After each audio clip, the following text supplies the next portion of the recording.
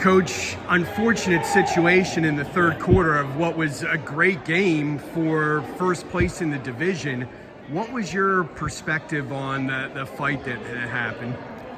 It was hard because there was a transition happening, so the ball was getting thrown ahead in front of our bench. So we're all following the ball and then kind of saw it when they were already on the floor. So again, I got to look at the video and see exactly what happened, but it just was full on rush the court, break this up, and stop this fight. It was really unfortunate and kind of ruined a really good competitive league game. So just an unfortunate situation. Yeah, should never happen.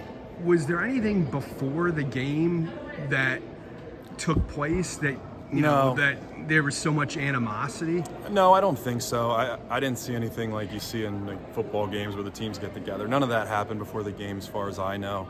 I don't know anything about the social media, if anything happened there. I don't think so. It was just, heat of the moment, competitive type stuff. Again, it shouldn't happen, but that's all I know about it. You've coached a while at a lot of different levels. Have you ever seen anything like that?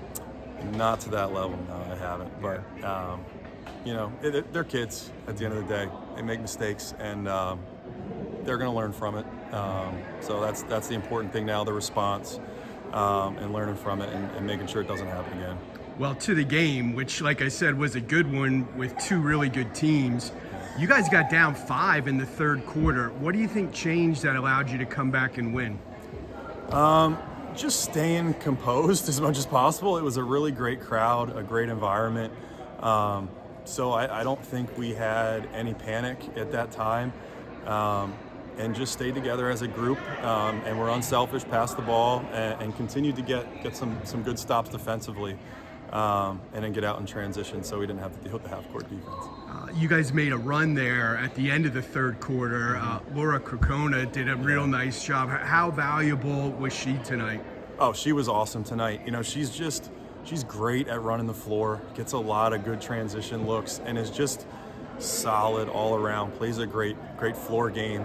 And she was great tonight, especially in that third quarter. That was a big piece of that run, was her scoring the ball in that third quarter.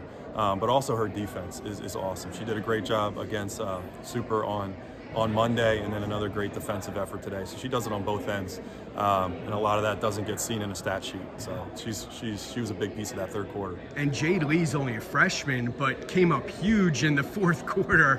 What can you say about her effort down the stretch? Her effort's amazing, especially on the glass. I mean, she just has a pure athleticism.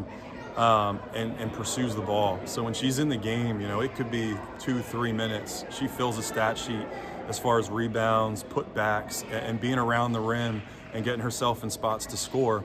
And that's what she did in the fourth quarter. She's, I think, one of 2 that scored in that quarter.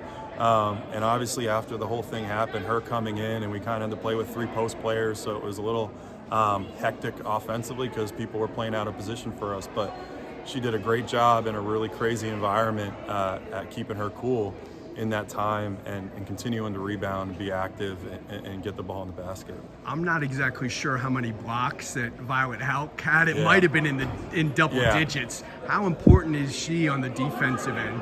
Oh, she's huge on the defensive end. She can guard literally anybody on the floor, any position, and she's doing a lot better job now at blocking shots and not fouling. So that's a key. Earlier in the season, she's gotten herself in foul trouble, and I think she's learned, that shot blocking technique and that anticipation without getting fouls while she's doing that.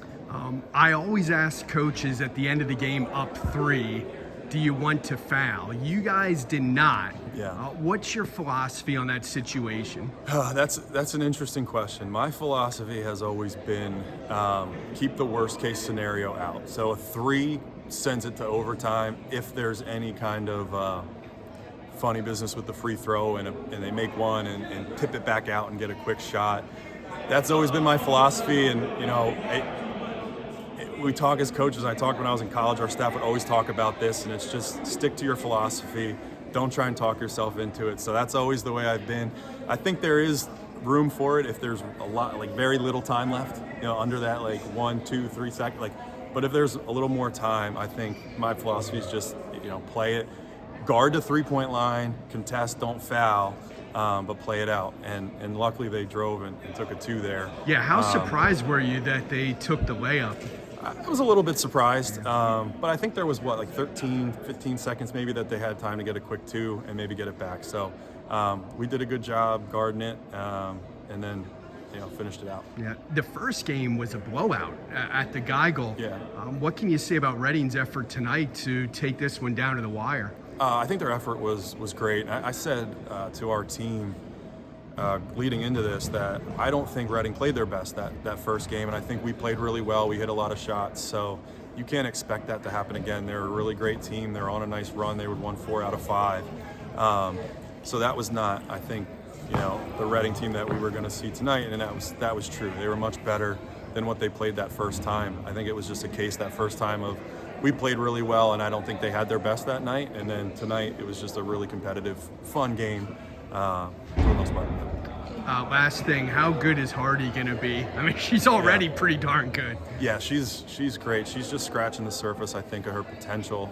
So if she focuses on development, she's going to be really, really good. And I think the great thing about her is she's, puts winning first, which means putting the team first. So if there's nights like against Mifflin's a great example. She had, I think, 8 points, but there was no hanging her head. I think she played a great floor game and handled the ball for us.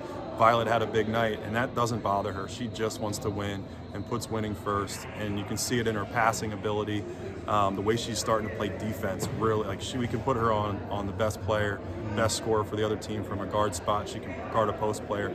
So she's buying in on that end too. So she's just scratching the surface of her potential, and you can see it in her athleticism and the development so far. So if she continues that, she'll be really, really good. Well, this was a crazy night, so thanks for the time. I appreciate it.